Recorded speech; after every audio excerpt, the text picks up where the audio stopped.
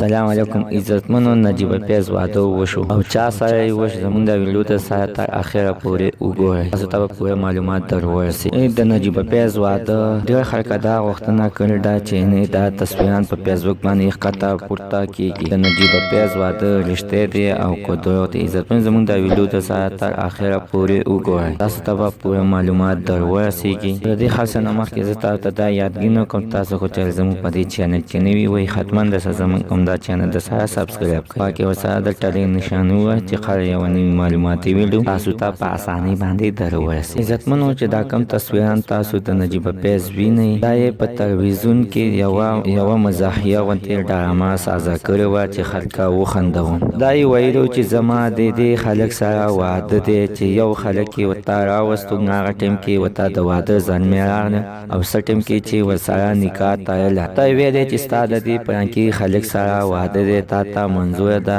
دې ورته ویلې او صحیح ده، ما ته منظوره ده. د واده زلمی وګورم. دی چې د واده زلمی وکتو نو چې کوم زلمي سره د دې واده کېدلو دا هغه زلمی نه و چې نجیب پیز چغې کړې چې تاسو ما سره یعنې دوکه وکړله. دا خو هغه زلمی نه دی چې کوم زلمي دپاره چې زما نکاح تړئ. خو عزتمنو دا دروغ خبره ده. د نجیب پیز تر اوسه پورې واده نه دی کړی او نه یې واده کېږي. د دې واده د یو د وزیر زوی سره به کېږي. پته تر اوسه پورې نه لګي چې چا سره به کېږي. عزتمن تاسو د نجیب پیز په هر باندې څه خیر دی حتما خپله رایې په لاندې کمنټ کې ولیکئ.